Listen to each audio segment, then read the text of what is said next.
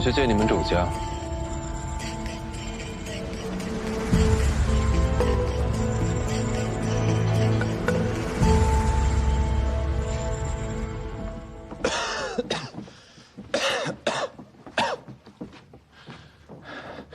那日在醉仙楼多有怠慢，请仙长莫怪。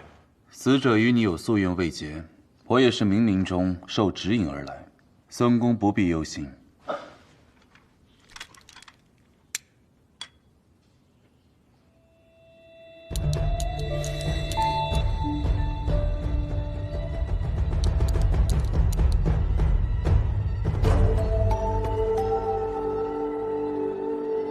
清朗正气存，阴晦邪魅动。此非非，此错。愿酒，酒愿生。这是何意？孙公近日生意上有些麻烦吧？死者之死，并非因他命中之劫，而是因孙公某处产业阴气过重，压制气运，先是波及子女，随后再伤及自身，须得寻根溯源，方能破解化煞。仙长可否算出是哪处产业？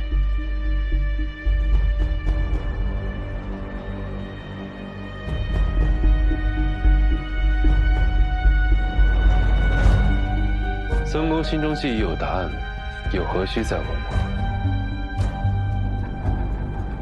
速备马车！主家，这位童子，可否摘下帷帽，让我们一睹仙容啊？我这童子，多少有些不便。从未见过仙童如此打扮，实在好奇。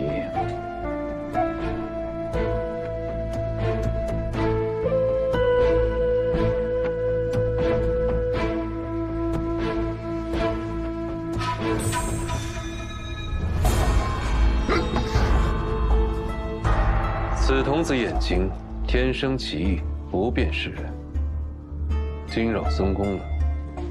是让奴才冒犯，因为太无礼了。仙长，那我们出发吧。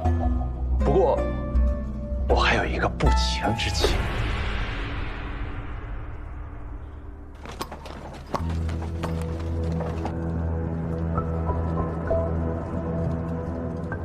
将二位仙长眼睛蒙住，绝非不敬。义子横死，本来就已经在西京城里掀起风波，若是再让人知道老夫请了仙长驱邪，孙公担心此事传出，会令客人忌惮，影响生意。对，仙长通透。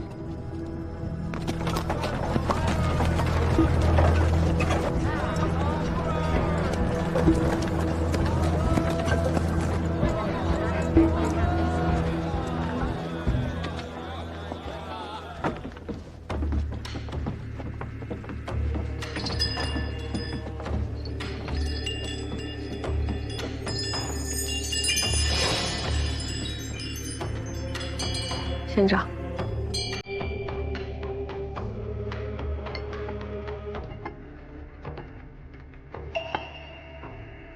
为仙长点香。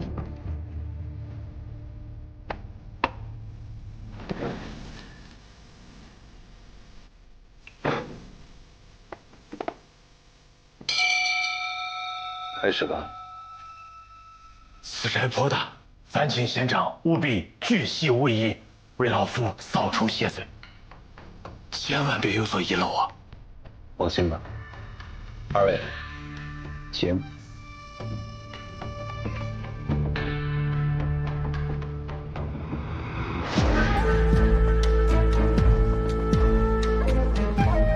小心脚下。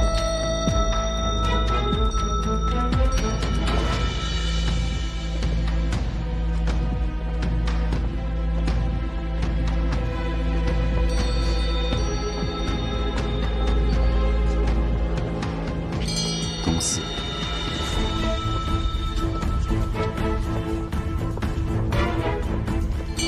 王二，北齐。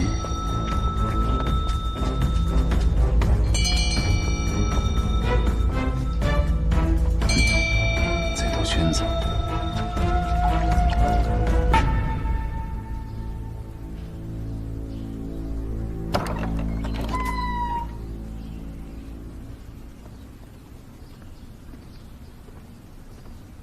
县主，算我求你了，你下次千万别不打招呼就做这种事儿。这次多亏太史城了，不然我就要跟你上坟祭酒了。你放心，我命硬得很。我每天都觉得脖子上的脑袋在打晃，不知道哪天就掉下来了。那就让太史城给你卜一卦，看看几时寿终，给你个踏实。太史城比我还害怕你死掉呢，哪还有心情卜卦？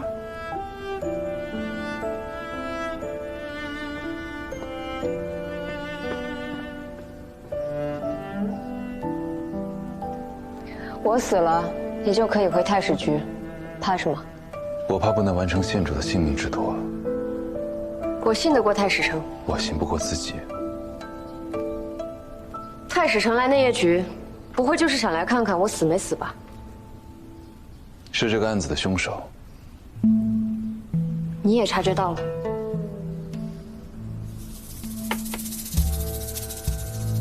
按照周贺兰的说法，崔曼说设局谋害十五公主，动手的应该是袭击你我的那个黑衣人。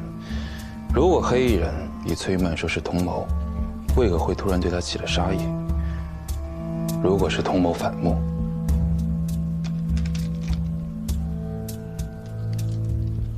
黑衣人点火后躲在舞台下，之后混入回纥王子队伍出宫，先是偷袭你，再回到内侍省杀死刘德义。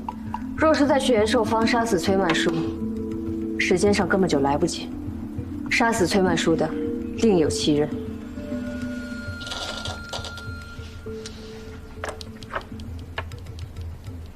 但如果有人杀了15公主，而另有一人在为公主报仇，那3位贵女以崔曼书沆瀣一气杀死他们的，就可以是同一人。以你对公主的了解，什么人会为她报仇？如果可以，我希望那个人是我。找到凶手，也是在为公主报仇。崔曼书身上的伤口极深，而且刀口是斜向下刺入，说明凶手比崔曼书要高，力道很大。凶手能找到延寿坊小院，应该很清楚公主与崔曼书之间的恩怨，能如此决绝地为公主报仇，若非终身死士，便是情深意重。我去找婉顺的事。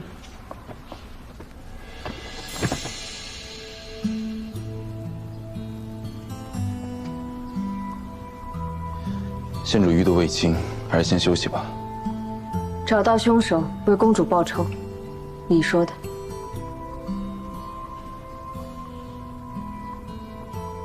县主总是这样以命相搏。在关心我。好不容易把你救回来，我不想是一场徒劳。太史城昨日在周贺兰面前维护我，还没跟你说谢谢。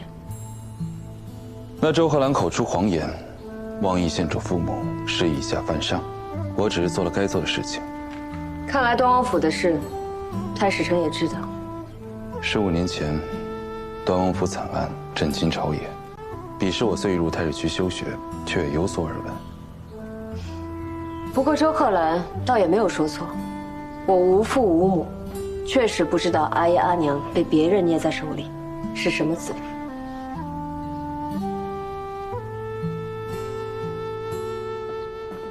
你个小疯子，我打死你！我打死你！把我打死了，没人给你送终。你这么作践你自己，还想逃场吗？死老头，我还中着毒呢。你放心吧，吃了我的药，死不了。哎，这些我拿去补身体了。嘿，你呀，你是运气好，躲过了那盘菜。幸亏我不吃鱼。县主不吃鱼？请我吃饭别点切块。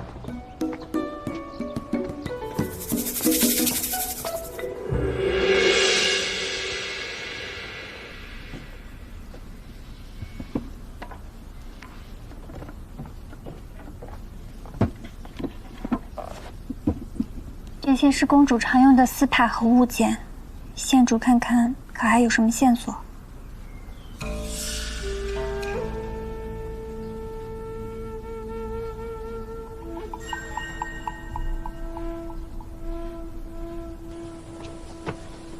县主，太史城查到了什么？林宁左手在云垂楼后门说看到一黑衣男子跑出，同我们所说的凶手相似，却被一群突然飞出的飞奴挡住了去路，让那人跑掉了。飞奴每日放飞和回笼的时间都是固定的，你查过了？林宁说了谎，但只是这一点，也很难证明他有嫌疑。还有一点，仍需验证。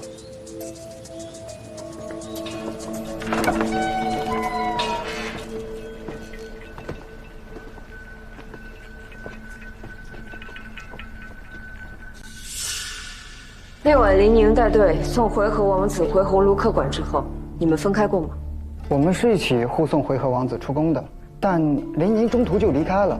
之后我们是在延寿坊的坊门外遇到的。你先下去吧。是。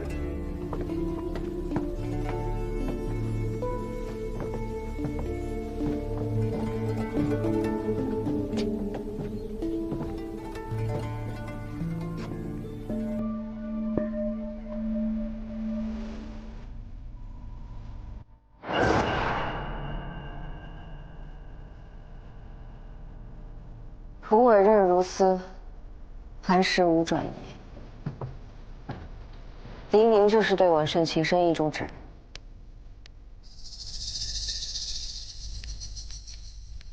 林宁走路时右脚外八，因此鞋底外侧有磨损，和我们在延寿坊发现的足迹一致。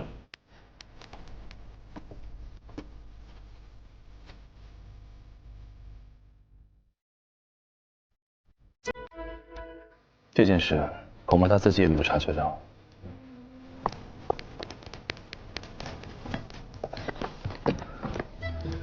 收到太史城的信儿，来抓林宁。他不在这儿，早就跑了。近日不少商队往来西行，林宁很可能混在商队中伺机逃离。重点排查管驿和城门处。不必，去码头。码头？县主如何知道？林宁是哪人？金陵。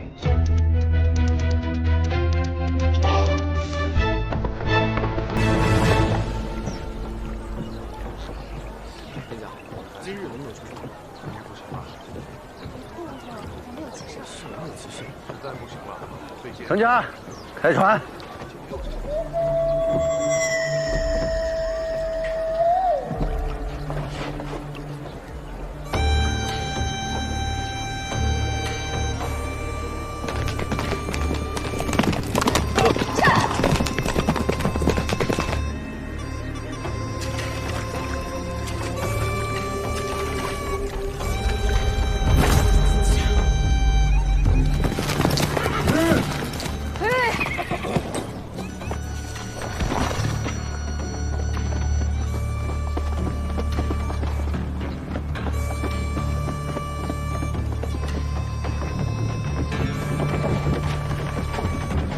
今日可有人前往金陵？有。可有见过一个身高6尺有余的男子登船，行色匆匆，应是包船离开的。是有这么个人，那人包了艘小船。给我一艘快船。是，请。你们4个跟上，其他人保护太史城。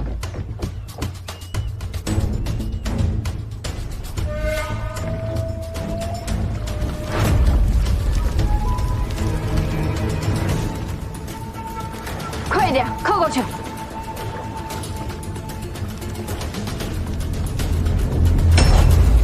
先生，我们烧火了。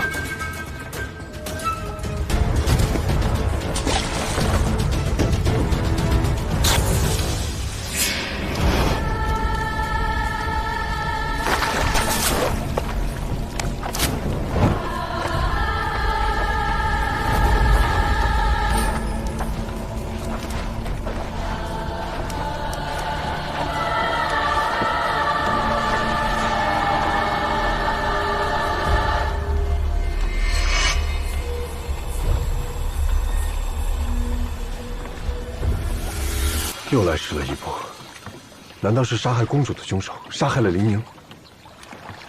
县主，你脸色很难看。无妨。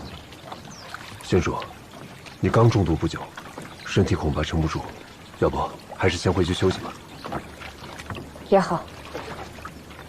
先将林宁的尸体带回内院去。嗯。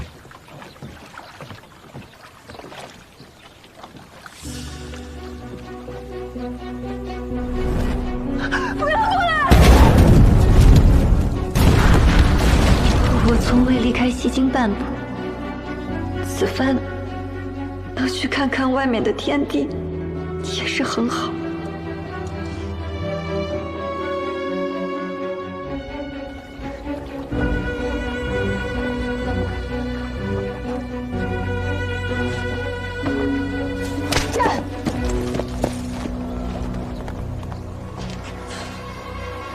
小主，这伤。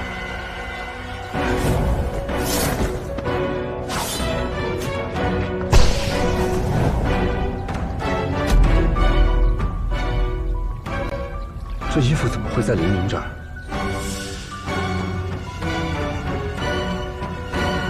我们被骗了。林宁，不是公主。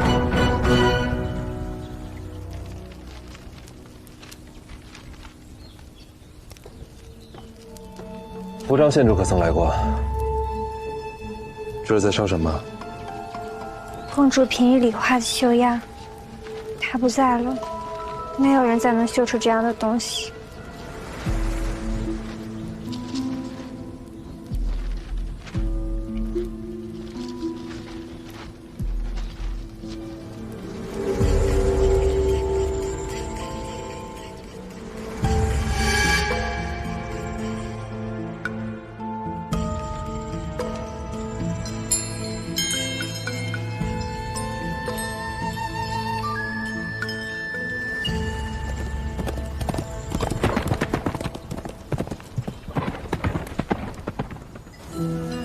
天怎么是蓝色的？小姐，小姐，你怎么都开始说胡话了呀？小姐，小姐，你是不是摔到脑袋了呀？小姐，小姐，你清醒一点。记住，你要寻找之人，想办法斩断魔神林氏的宿命，一切便会迎来新生。小姐，爹爹，赵佑伯伯，我真的回到过去了。你们等着我。苏苏，爹爹相信你，你一定能做到。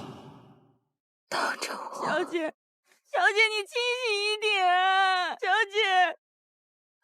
那个，劳驾，能不能扶我一把？我头有点晕。哦。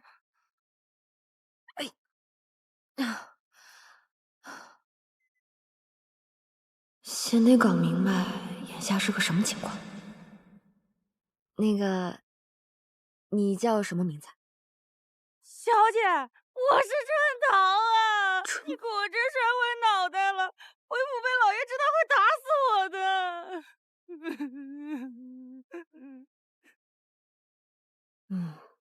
看来如今我生在一个富贵人家。春桃，你说的没错，我方才摔了一跤，什么都不记得了。你能帮我个忙吗？小姐，你要春桃做什么，直接吩咐就是了。你这么说话怪吓人的，还对我笑。哎，春桃，你快告诉我，我姓甚名谁，父母何人？小姐您姓叶，贵名惜物，是咱们将军府嫡生的二小姐呀。哦，我想起来了。那我们在这荒郊野外做什么？哎呀，我想不起来了，头好痛。小姐，咱们今日是来慈寿寺上香，结果上完香，您非要来这后山，说是看风景。咱们半路上遇到了一群强人，说要劫财劫色啊。那他们得手没有？没有，咱们连滚带爬的跑到这儿，结果您从那个土坡上滚下来，摔昏过去了。所以我们是在逃命躲土匪？那逃掉了吗？快看，那小娘在那儿呢！走。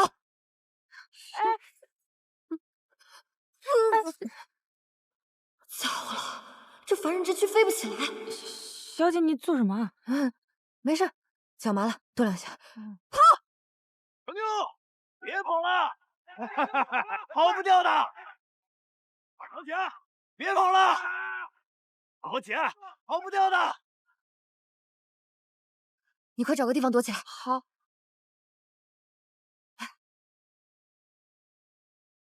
算了，你还是躲我身后吧。好。小姐，多谢你护着春桃，你脑袋要是一直坏着就好了。哼，我尽量。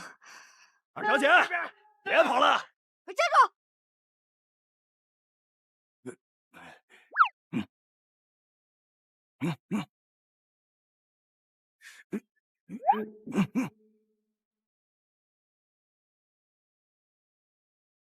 老实交代，是谁派你们来谋害我的？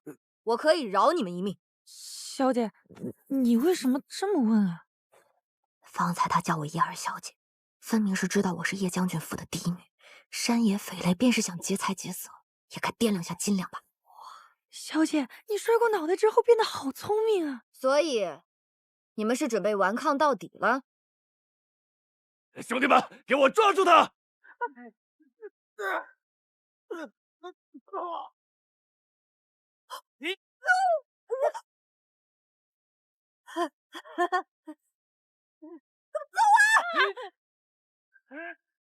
虚无，你难道一点武艺也不会？平时都不锻炼身体的吗？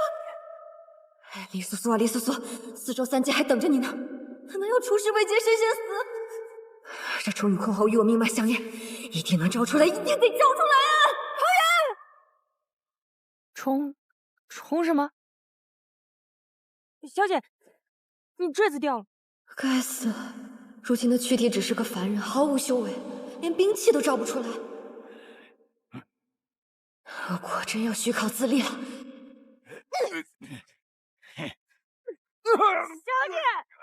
小姐！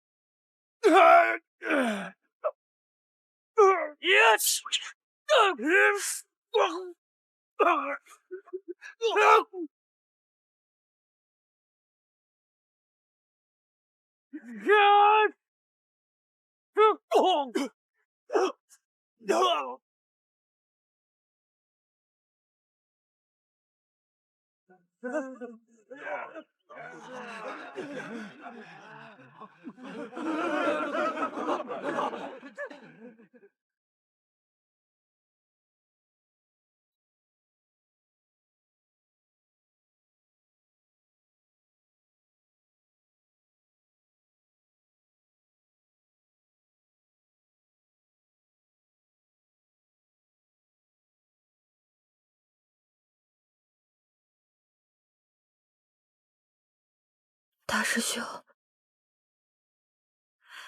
大师兄，二小姐请自重。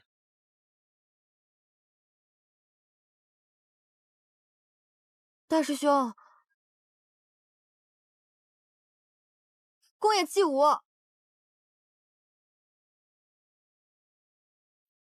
你叫我什么？殿下，殿下，殿下，您没事吧？叶二小姐，怎么又是你？他不是大师兄。六殿下，我家小姐今日摔坏了脑袋，有点糊涂，您千万见谅。二小姐，不要再做戏了。我萧凌此生独钟叶冰裳一人，绝不会对你有意。方才救你，也只是出于道义，请你好自为之。到此。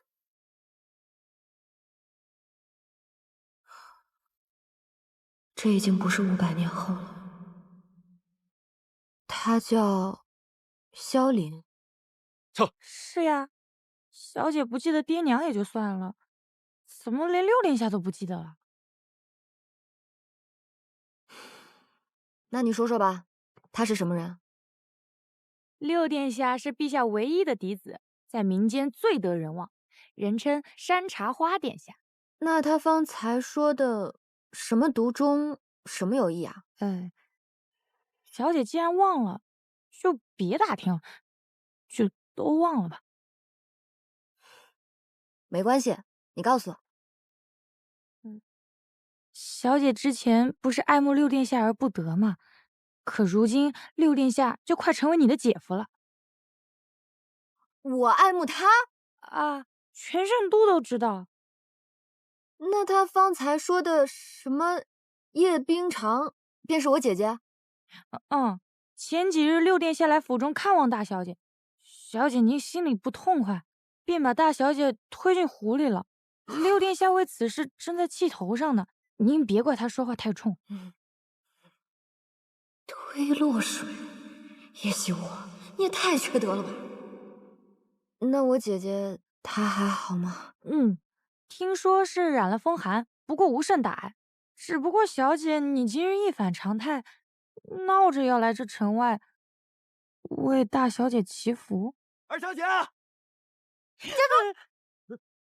二小姐怎么样啊？什么怎么样？别过来啊！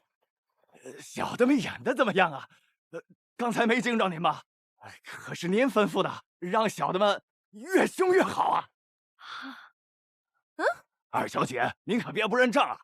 可是您说的，把这6殿下引过来英雄救美，您就再给小的们10两银子。您说您这面也见了，这天也聊了，这扑也扑了，该给小的们结账了吧？小姐，圣头不会说出去的。叶惜我啊，叶惜我，你缺德都缺出花来了。小姐，你可记好了，你爹是咱们大圣国柱国大将军，你娘生前是荣恩郡主，你祖母是大长公主，你全家都是大圣国1等1的贵人。知道了，我都快背下来了。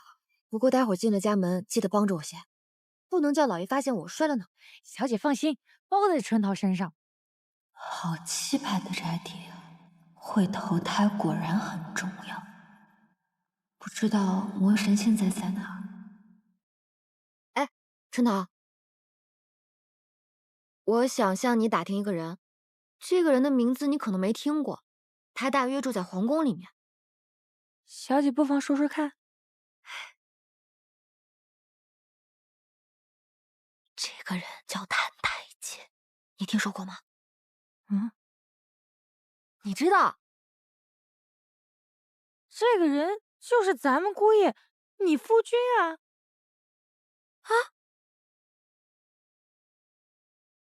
小姐，这里就是花园，姑爷这会儿应该还在那儿，就快到了。没想到这么快就找到魔神了，也不知500年前的他实力如何。仅凭这副凡人之躯，也没有重羽帮忙，我能否杀得了他？小姐啊，你怎么脸色那么不好啊？春桃，你说谭台烬入府已有半年了，那你可知道他有什么罩门吗？罩门？就是害怕的东西。小姐，我说你怎么会把这个也忘了？咱们姑爷在这府里最怕的就是你呀！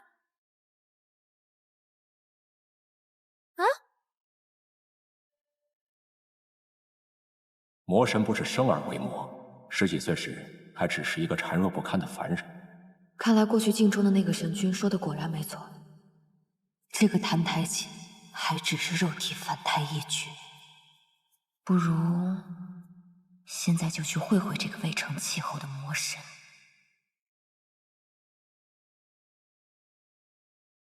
破光阵的时间、地点也都没有错，这么容易就找到他，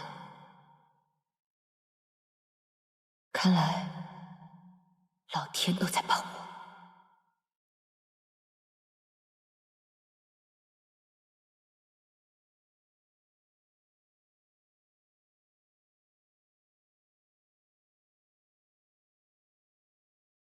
他就是谭太监，是魔胎。他看起来好虚弱，他真的会变魔神吗？若非他叫谭太监，打死我也不会相信他会是魔神。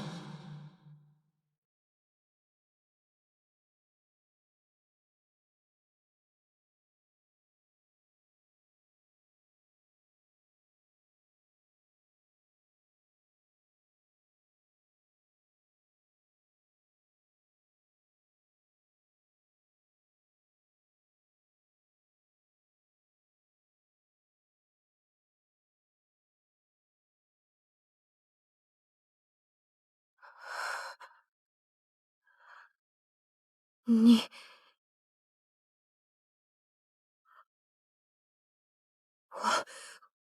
二小姐想要说什么？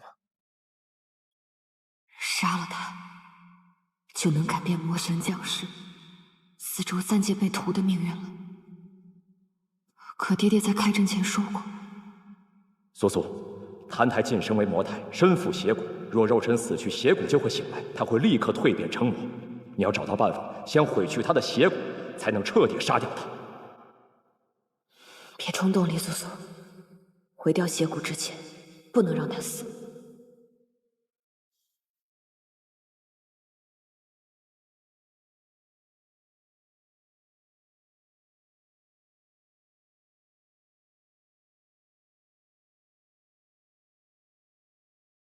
可是邪骨在哪儿呢？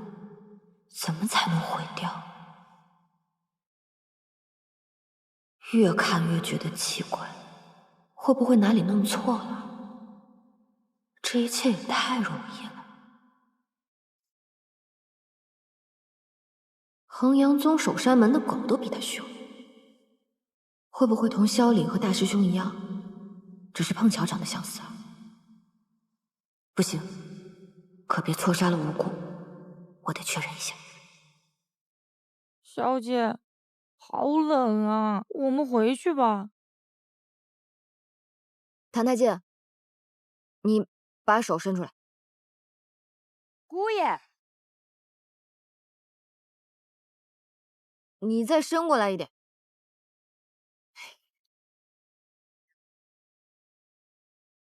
谭太监，你掐我一下试试。别动，你做一个凶一点的表情，试试。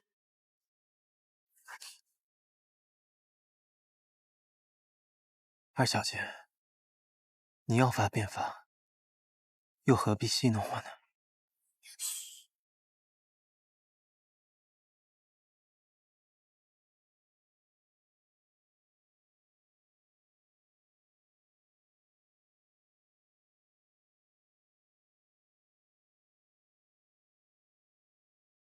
谭太监，我要你在心里想，你想杀人。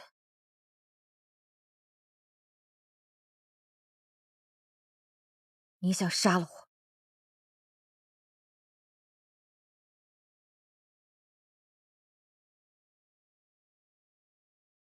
今日本尊便要杀绝仙门，从此再无一根仙骨。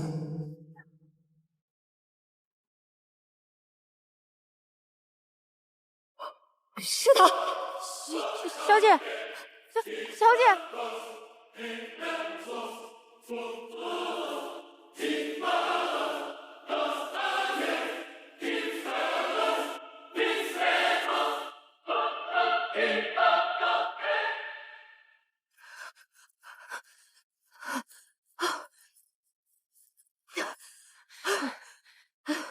小姐，你怎么了？是不是姑爷掐到你嗓子眼了？你一直在打寒战，还是先送你回屋吧。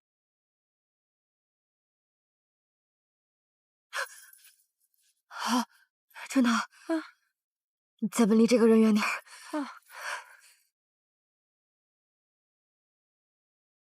谭台烬为什么会跪在冰面上？小姐，你都忘了，是你让姑爷罚跪3天的呀。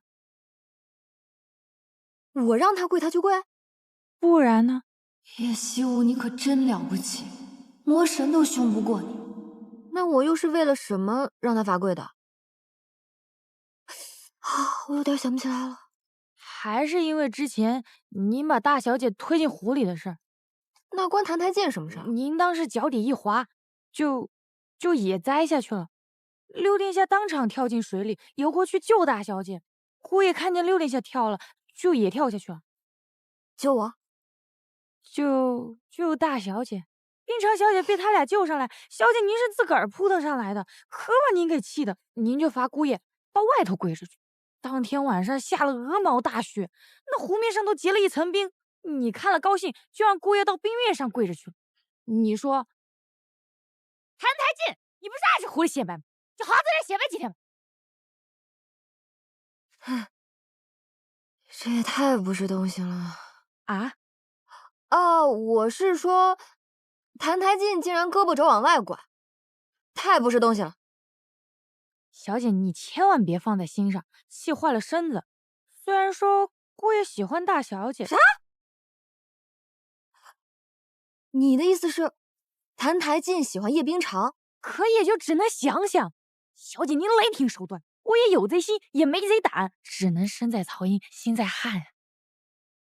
所以，我喜欢六殿下，六殿下喜欢我大姐，澹台烬也喜欢我大姐。没错。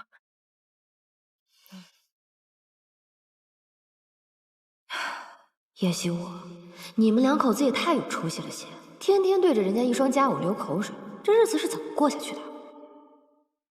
那既然我喜欢六殿下，为何会跟澹台烬成亲？这我可就不知道了。不过那个时候姑爷还被人叫澹台殿下呢。既是殿下，为何会有我这般作践？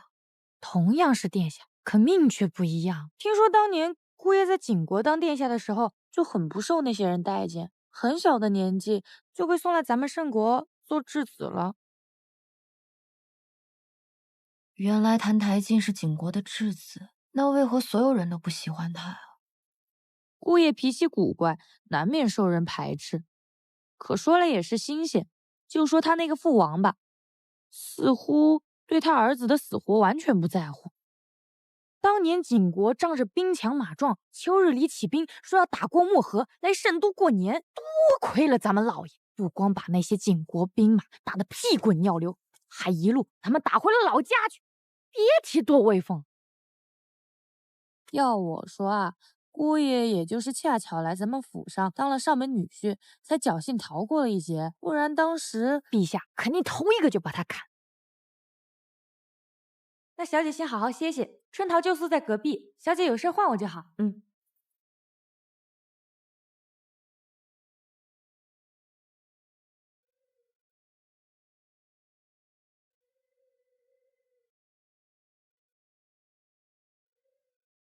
爹爹，我在这边已经安顿下来了，你们可以放心了。魔神我也已经找到了，只是现在还不能杀了他，来改变魔神临世的宿命。不过，好在他现在还只是个柔弱的凡人。罚他在冰天雪地里跪着，先让他吃点苦头好了。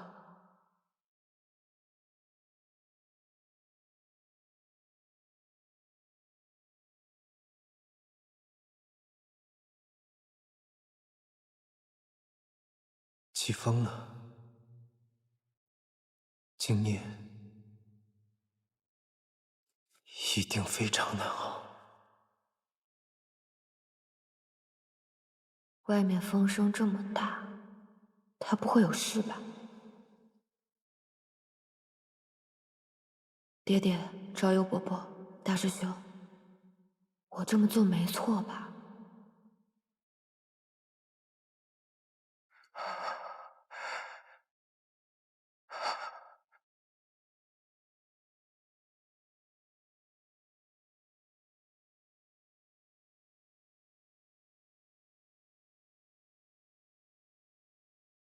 他还真一直跪着呀。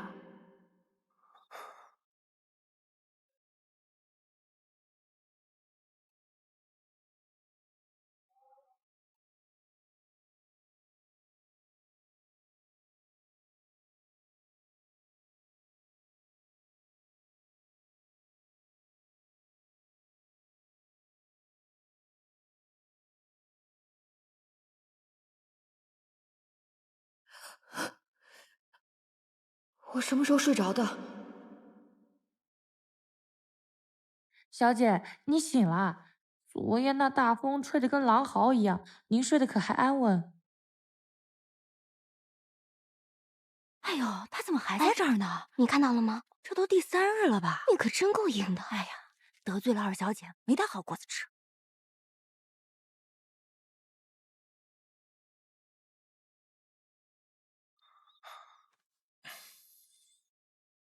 肯定是装的。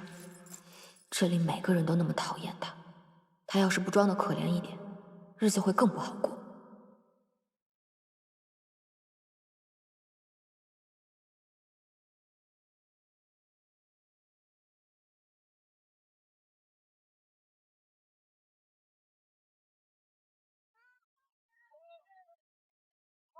谢谢，谢谢叶小姐。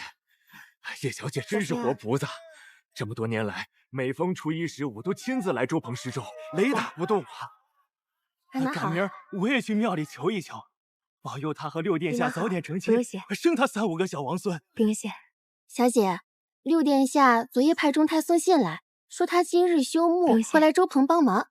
这算算时辰也该到了，你把勺子给我，快去打扮打扮。不用了。对了，拿好了。中太跟我说，昨日他们去练兵，在城郊遇到了二小姐，那个泼妇还不肯放过六殿下，不可口出恶言。不用谢，二妹已经嫁人了，此番胡闹，怕是以后在京中的名声更加不堪。你听来的这些闲话，也不要去祖母和爹爹他们面前说。小姐，你还替他担忧什么呀？你前些日子被他推得坠了湖，感染了风寒，老爷他们不也没罚他吗？以后不许再提此事。那好了，谢谢您，叶小姐。不用谢，把这边都清扫一下。六殿下到。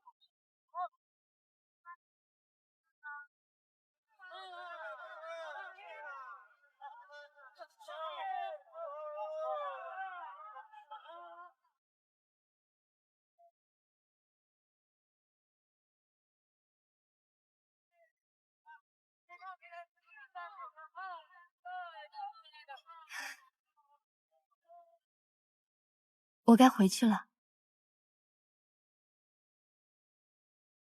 冰城，我们好不容易才见一面，这就要走了。已是日渐黄昏了，再不回去，怕是要被家中长辈责怪，失了体统了。我这些日子在城外练兵，圣国的军营有一大半的规矩都是叶大将军定的。等回了城，想和你多说几句话，没想到啊，还有你们叶家的规矩等着。殿下说笑了，叶家规矩大，冰常自有习惯了。叶家规矩再大，也没有二小姐大，就连景国的质子都要被他罚去贵宾。谭台烬去贵宾了。啊。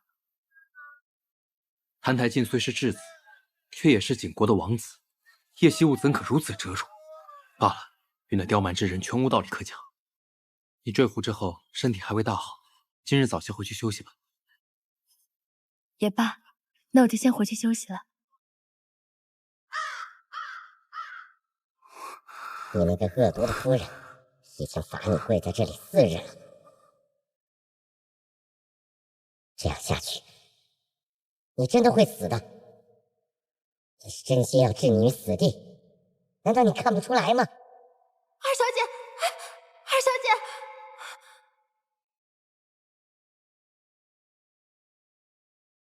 二妹妹，我知道方才在湖边，你不是故意的。我就是故意的。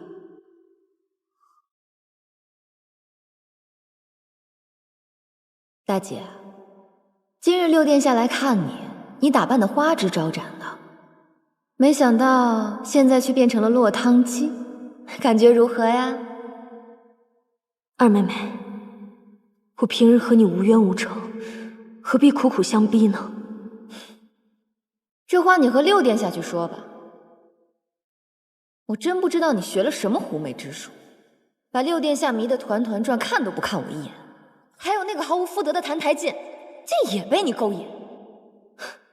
既然他那么爱出风头，我就让他出个够。冻死了，也不过就是过去跟祖母说一声。叶冰裳，我也不怕告诉你，你再怎么折腾，过不了几日，澹台烬一定会死。只要你们都不出现在他面前，六殿下就只能喜欢我了。真是个狠毒的恶妇！有人过来了。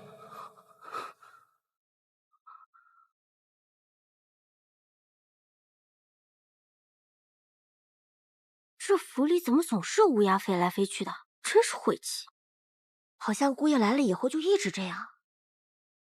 太阳又落山了，这天寒地冻的，再跪下去，他可能真的活不过今晚了。他是死不足惜，可是如若血骨复苏，麻烦就大了。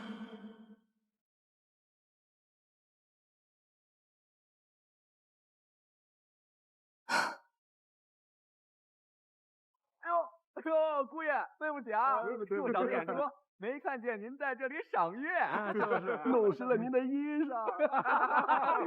走。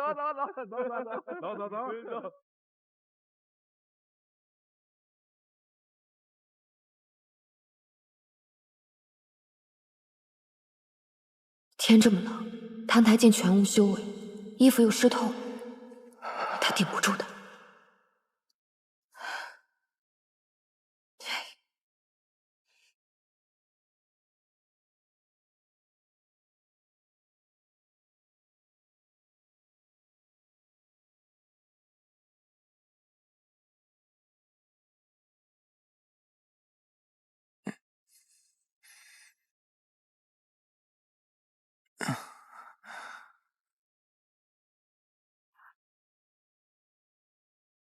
二小姐，天寒地冻，请回吧。不用劳烦你亲自来监看我受刑。谁说我是来监看你了？我只是这是什么？我只是来看看你死了没有，免得还要我替你收尸。我便是死了，又何劳二小姐亲自来为我收尸？这世上想要看到我横死的人，多如过江之鲫，说不定到时候会成群结队的来向你登门道贺呢。你以为你这么说，我就会可怜你了？可怜我？不行，小魔神已经冻蔫了，再这样真的会死。算了，以后有你报应的。这斗篷难看死，我不要了，送你了。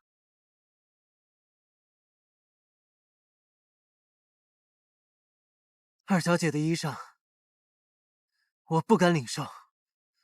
若是二小姐不喜欢了，明日叫春桃拿去扔了便是。你，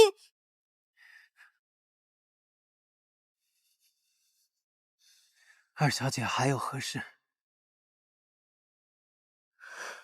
看吧，李苏苏，这小魔神根本没血没肉，你明明可怜他，他却还阴阳怪气。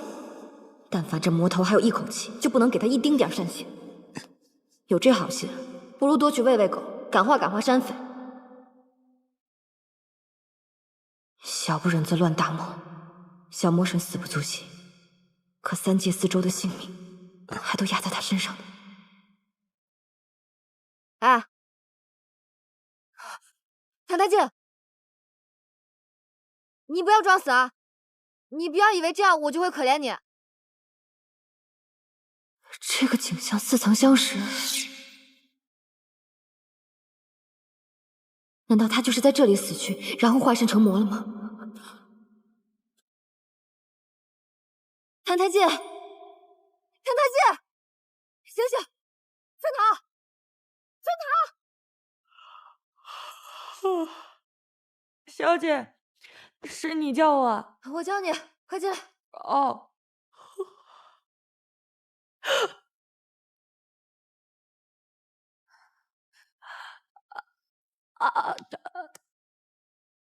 小姐，是你没醒还是我没醒啊？你说什么胡话？赶紧去烧洗澡水，越快越好，救人要紧。哦，快一点！哦，小姐，你方才怎么跟姑爷抱在一起了？我们不是夫妻吗？那人间的夫妻不是理所应当同床共枕的吗？人间？快看看洗澡水烫不烫？哦，好。小姐，水不烫了。春桃，你先回去休息吧。好的，小姐。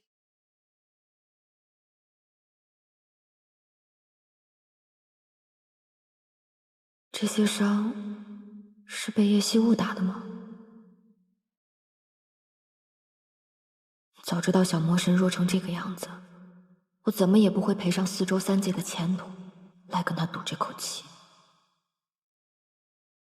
快缓过劲儿来吧，拜托拜托，你可是魔神，为了4州3界，你也不能死啊！澹台烬，你真可怜。又是你，每次当我濒死的时候，你都会出现。我一直都在。我知道，你就在我的身体里。你想要它吗？还不是时候，不要着急。要等到什么时候？你已经迫不及待了吗？是啊，20多年来，这副身躯给了你什么？只有疼痛、饥饿、寒冷、屈辱，还有受困于人。有朝一日，你可以摆脱这副肉身，将灵魂奉献给我，然后你将得到永远的安宁。无所谓，不管是这副身躯，还是什么灵魂，你若想要，随时都可以拿去，我不稀罕。澹台烬，耐心些，你要尝尽人间的苦楚，汲取无尽的怨恨。你背负着命定的诅咒，注定不得善终。当你的痛苦达到巅峰，生命走到尽头时，我会来接受你的献祭。原来500年前人间的月亮这么明亮，可惜自魔神离世，到处都是浊气。我已经好久没看到过月亮了。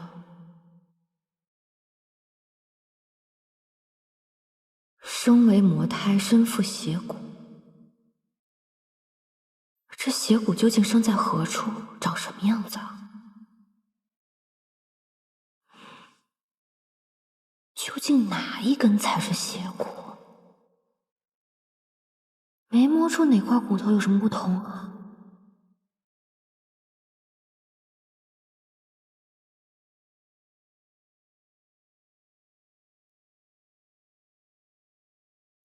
你在做什么？你也想来？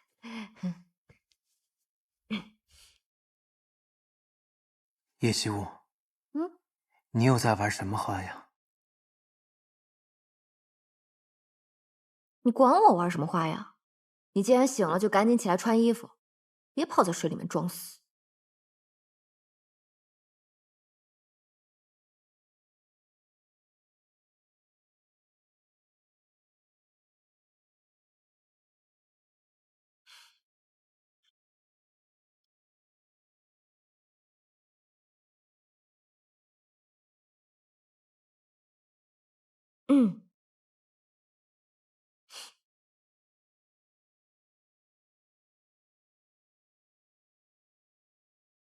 去哪儿啊？去湖面，还没有天亮。哎，你不能去！你给我站住！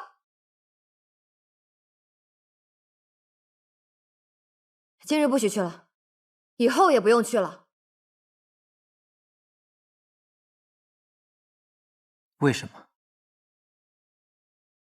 你是我的人，天天跪在外面人来人往的，不是丢我的脸吗？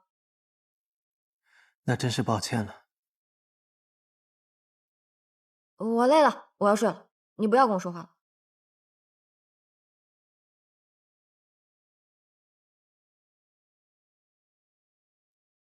爹爹，你们送我过来时肯定想不到，你女儿要和魔神睡一个被窝。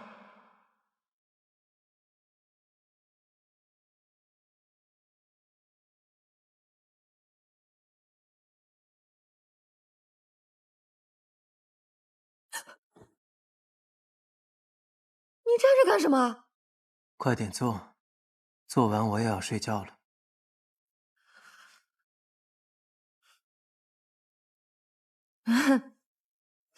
做什么？当然是你每天都要做的事情。你不记得了？不妙，千万不能让他发现了。我记得呀，我怎么可能会忘？你等我一下，我有点口渴。春桃，我要喝茶。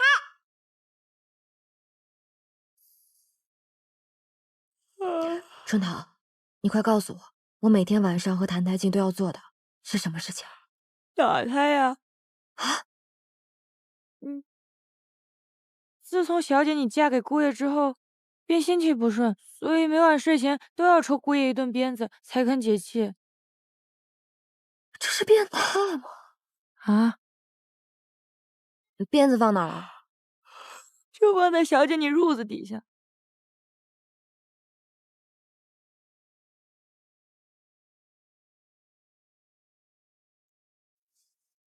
要抽多少下？这可说不准，看小姐你心情吧。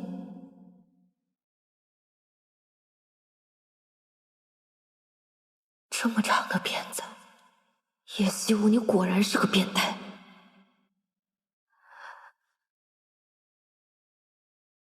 李素素，你从前斩妖除邪，眼睛都不眨，抽鞭子有什么下不去手的？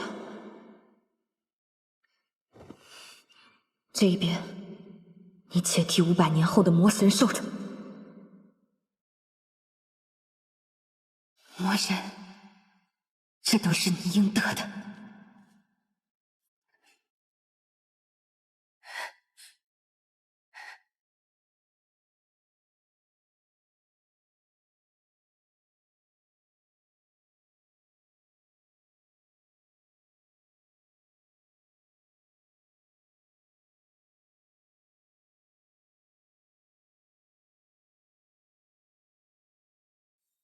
林素素，你到底在干什么啊？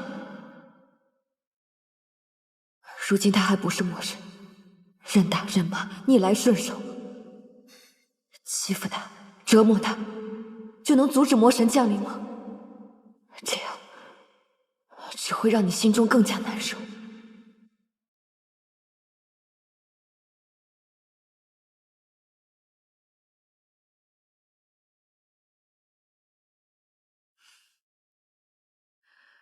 我累了，今日打不动了，睡觉吧。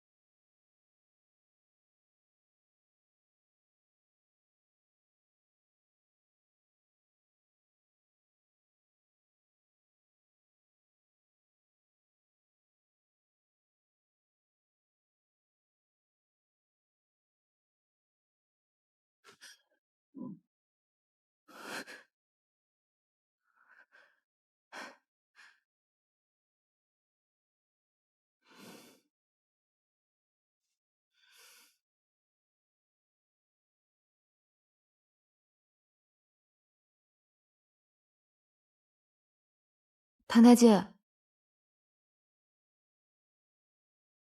谭太监，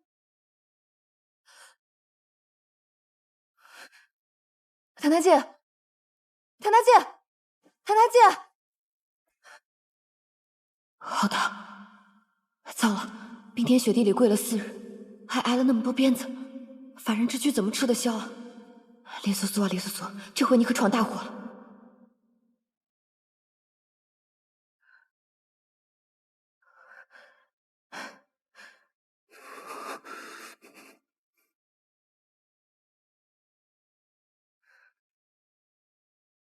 春桃，春桃，春桃，你睡了吗？春桃。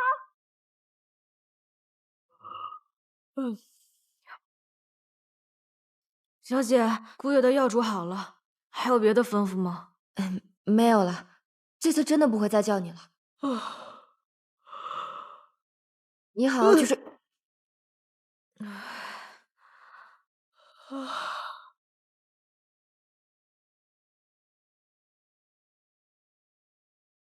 谭太监，谭太监，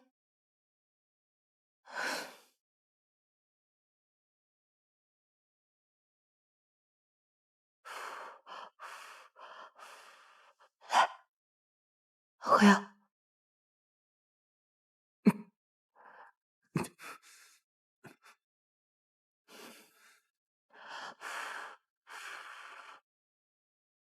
啊，小魔神已经烧迷糊了，也不知道这人间的草药管不管用。张嘴。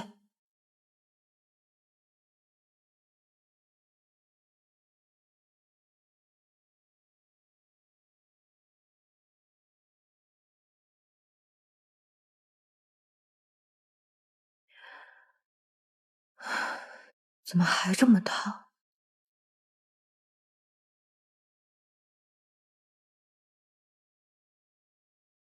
小时候我发热，爹爹就是这样给我敷冰帕子的。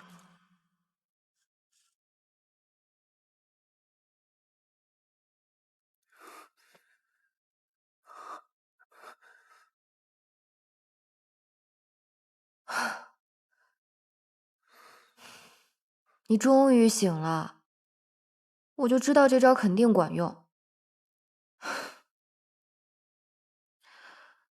行了，你好好休息吧，我去睡了。啊，我真是欠你的。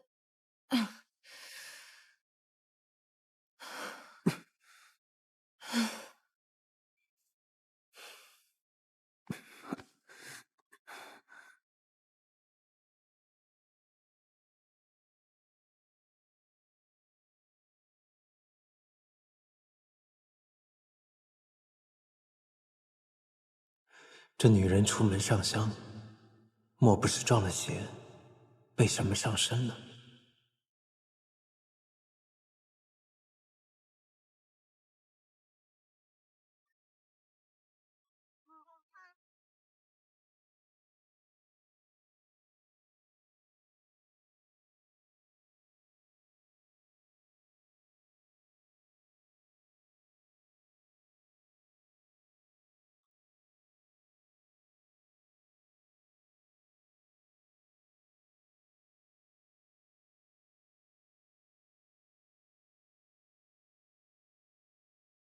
小姐，昨晚折腾了半宿，怎么不多歇息会儿？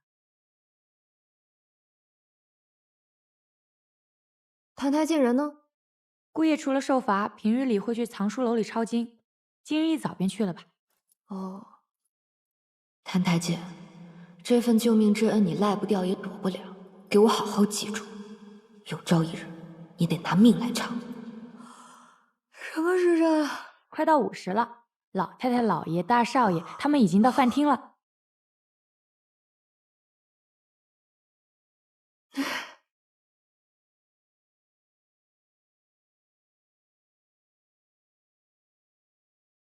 二小姐好。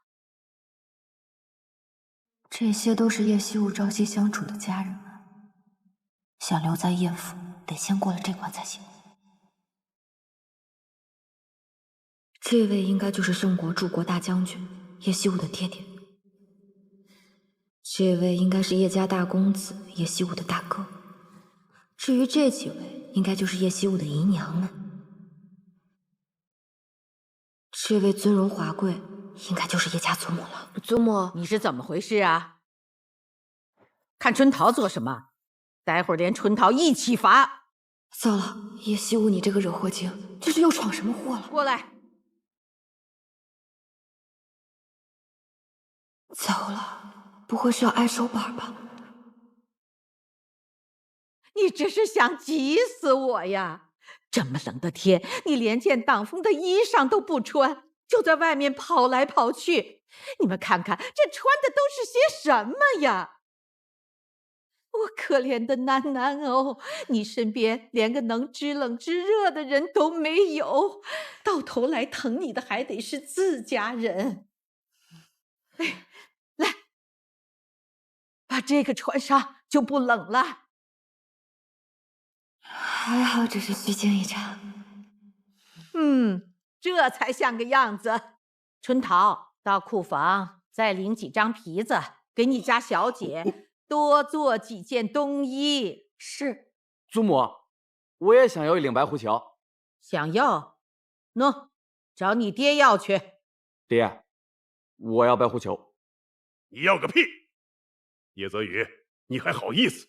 身为叶家长子，不知习武练剑，像你二弟一样戍边守国、建功立业，就知道跟那些狐朋狗友去骑射玩乐。就你这副德行，圣都有几个正经姑娘家会看上你？菜都快凉了，快吃饭吧。楠楠啊，坐到你爹爹旁边去。去吧。是。慢点啊。爹。楠楠，赶紧尝一尝。爹知道你心情不好，所以特意吩咐厨房做了你爱吃的菜啊。我听下人们说了，你昨晚又是泡澡又是熬药的，折腾了一宿，肯定费了不少力气。你可要多吃点才行啊！是啊，来，多吃点。多吃点肉，吃这个，千万别往心里去啊。这便是书上所说的人间亲情。这全都是给你做的，都是你爱吃的菜。快给他加点那个胡烧肉啊！这家人对我很好，豆腐汤也鲜，跟你一样好。昨日里听安定侯府的大夫人提起，说楠楠将冰场推落水的事儿，已经在京城里传开了，各处都在议论。议论就议论，还怕他们不成吗？对他的名声不好。胡闹就胡闹了，楠楠都已经嫁出去了。哎，爹，去年二妹未嫁时，你可是说闹便闹，以后嫁了人，想闹都闹不得了。这怎么嫁不嫁，总是二妹有理啊！闭嘴，吃你的饭。叶希雾啊，叶希雾，我算是知道你怎么会是这副德行。我这几日想过了，推大姐落水的事儿终究是我的不对，我今日想去向她赔个罪。母亲啊，楠楠现在长大了，这也太懂事了。我们楠楠心地善良，又有担当，不愧是我叶家的子孙。真是快把叶希雾宠上天了。不过赔礼道歉，我看就不必了。万一冰常病气还未去，被染上，那就不好了。没关系，祖母。祖母说的对。二妹若是来向我赔罪，倒是看清了我们姐妹的情分了。大姐，二妹快请坐。祖母，是我不好，这几日带着病气，未能向祖母和父亲请安。今日施粥归来洗沐一番，没想到却来得晚了，搅扰了大家吃饭，真是该罚。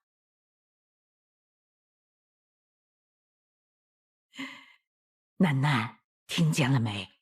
你姐姐都说了，不用去赔罪了。冰常，坐到泽宇那边去吧。谢祖母。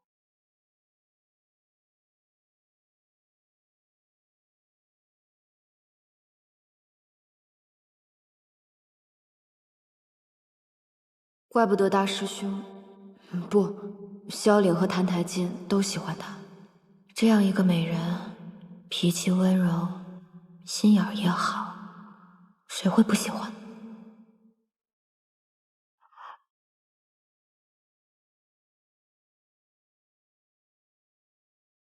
谭台烬人呢？怎么没来吃饭？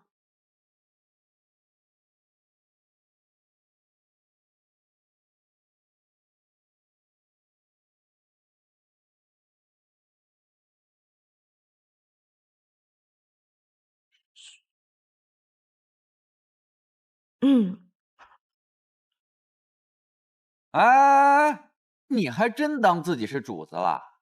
你总不能天天只吃饭不干活吧？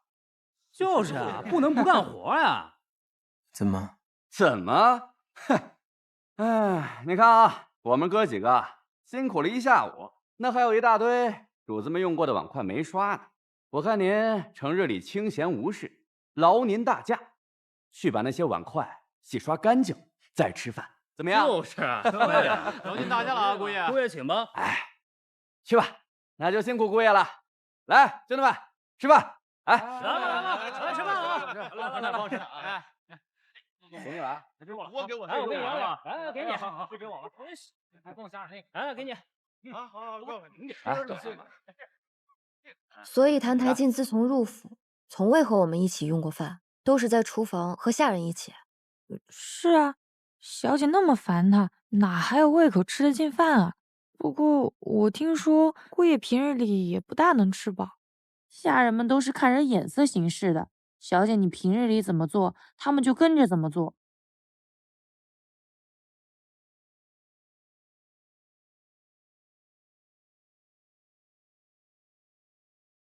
这个魔头，饿他几顿也是活该。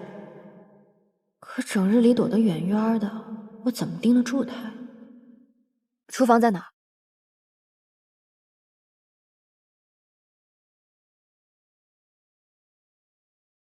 哎，我跟你们说啊，这有些人呐，他就是主子的身份，奴才的本分啊。就是啊，那叫啥来着？贵人见命啊！贵人见命，过得其实啊，还不如咱哥几个呢，是吧？就是啊，咱哥几个吃，哎，吃饭，这个香啊！哎，你肉真香，真不错。哎，你们说，就他这种人啊，活着有什么意思呀？要我说啊，不如早点死了算了。叶惜雾平日里就是这样纵容下人们刁难谭台烬的。对啊，死了算了，不如死了。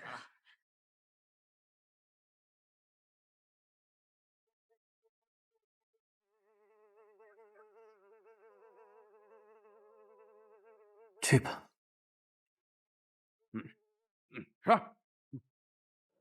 是。哪来的苍蝇啊？大冬天的，这哪来的苍蝇啊？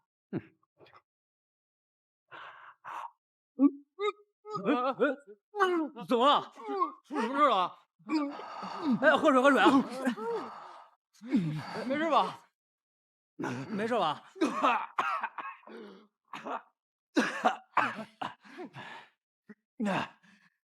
吃个苍蝇，我不吃了，你们吃。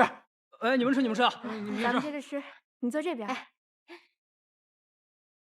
完活了，真晦气。哎，走。哎，二小姐，您怎么来了？那个谭台烬，谭台烬做错了什么，让你们催他去死啊？小姐，我方才让姑爷去刷碗来着，那桶里都是哥几个昨天晚上特地从湖里砸出的冰疙瘩。嘿嘿，哦对了，还顺手啊泼了姑爷一身水。昨晚没冻死他，但是今天让他多洗会儿，保管他连手指头都能冻掉。嘿嘿，而且今天也没给他吃饭，只留了一桶泔水。你们平日里就是这么欺负人的吗？人本无贵贱之分，可有人甘愿自轻自贱，一辈子当个奴才，还非要踩在别人头上找那一点乐子？看到别人过得困苦，就这么让你快活吗？小姐，您别当真啊！这不哥几个想替二小姐出气，对您我们肯定是绝无二心的呀。今日你敢对谭台烬这么说，不过是其他无人凭依，哪日叶家败落，你们是不是也敢对祖母爹爹对我这么说话？不，小的不敢，二小姐教训的对，二小姐教训的对，二小姐教训的对，二小姐教训的对，二小姐教训的对。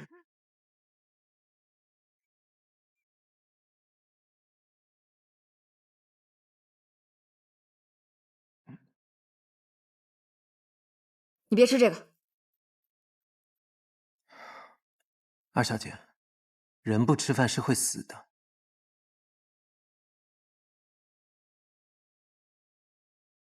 这些东西不干净，那些家丁都不知道往里面加了什么，你吃完会生病的。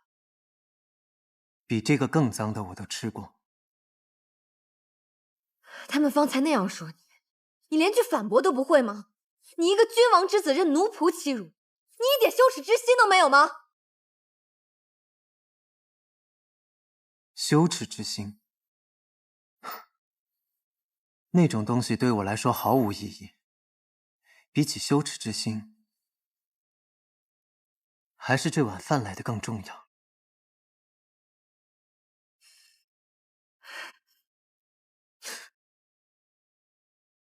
叶希雾，你跟我走。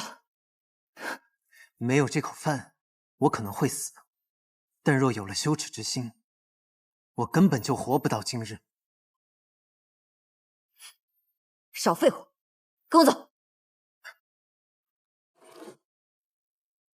把这碗饭吃了，然后该干嘛干嘛去，不要整日病恹恹、瘦骨伶仃的，一个不小心就病死了。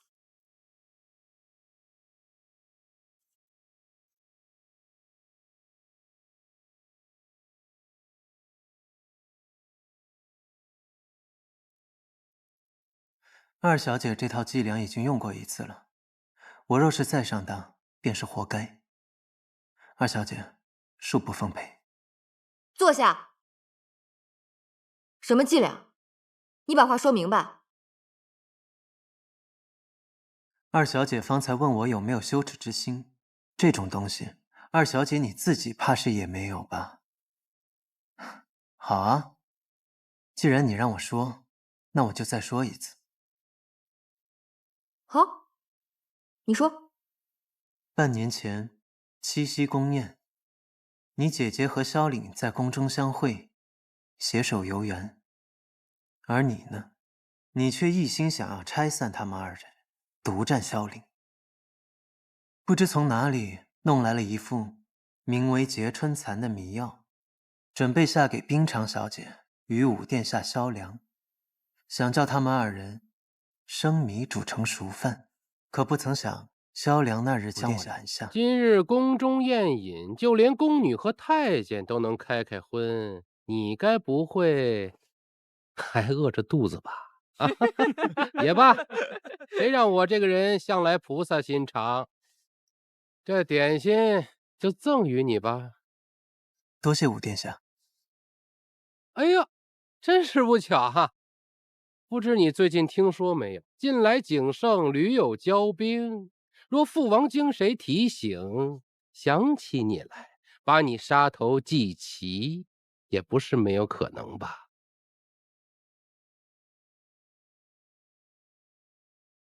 哎呦，忘了，你喜欢吃碎一点的啊？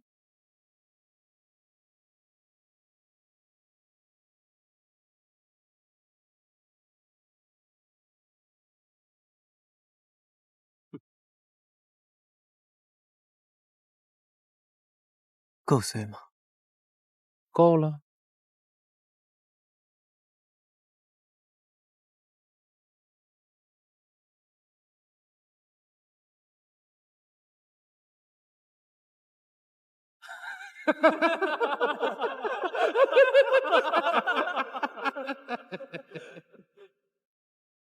可我刚吃下不久，就感觉头晕目眩。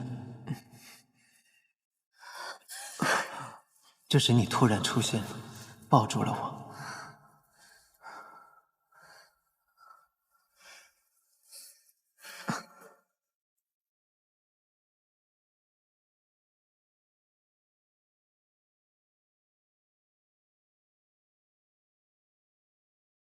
武殿下的劫春残不慎被我误食。好巧不巧，叶冰长的那份阴差阳错被你吃掉了。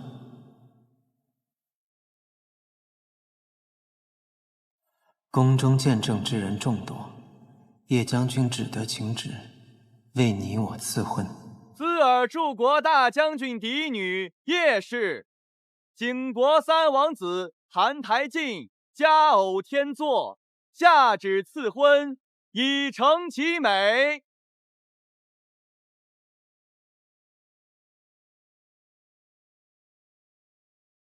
后来，你将此事原委告知于我，从此，你就以戏弄、折磨我为乐，愈发的扭曲、恶毒。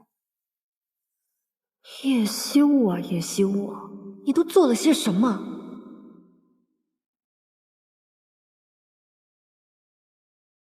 所以这一次，二小姐又在这饭食当中放了什么呀？我什么也没放。是吗？二小姐劳神费力，只为了让我吃上一口饱饭？不行吗？谭台静，我告诉你，你想把自己饿死，门儿都没有。给我好好看着。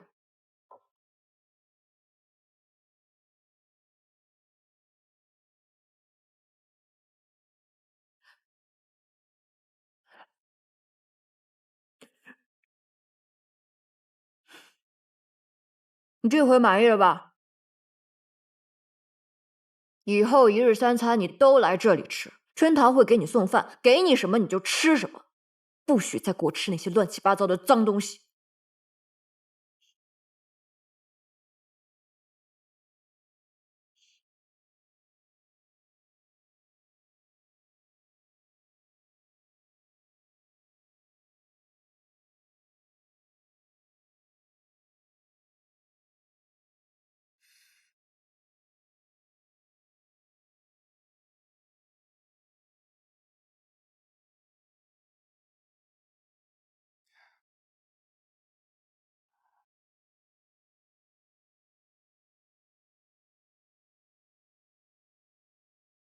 好像真的只是一碗饭。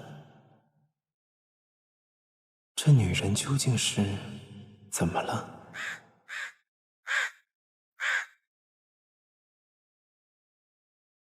这应该是自打你进叶府以来吃到的第一顿饱饭吧？发现没有，这几日那个女人也太正常了，是不是脑子坏了？也许她想用其他办法折磨我吧，毕竟我人在这边。若是质子死了，叶家也无法脱责。也对，这女人反复无常，这儿确实不能久留。不过离开了这儿，你还能去哪儿呢？啊，对了，我遇上了几只景国过来的乌鸦。景国？真巧，那儿也是我的出生之地。你去过景国王宫吗？那可是天底下最恶心的地方。他们说，他们看见了有巫医在焚烟做法，闻到了病人腐朽的味道，还有焦躁的大臣在朝堂上踱步。大概是景王吧。那个理应被我称作为父亲的人，命不久矣了。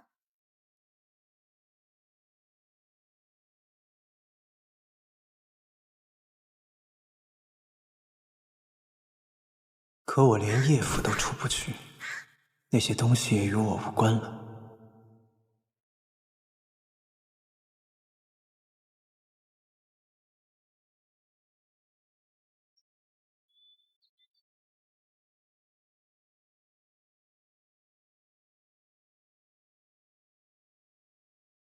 父王，儿臣有要事禀报。灵儿，你来得正好。刚收到急报，澹台无极快死了，他的那个哥哥即将继位，左右留着那个质子也是没什么大用了。儿臣听闻，韩台明朗天生是一副铁石心肠，这个人未必会有顾念手足的天性。杀了质子，恐怕会如他所愿。我的灵儿果然是聪慧呀！如此说来，姑若留着他，便是扎在谭台明朗心头的一根刺。姑稍后便宣谭台烬进宫，姑倒要看看他作何姿态。若他有心，姑不妨助他回去，搅浑景国，再趁乱将他杀了。要是他才薄志浅，姑也就没必要再留着他了。届时找个年岁相当的送去景国，只要谭台明朗信为真，那么真伪有那么重要吗？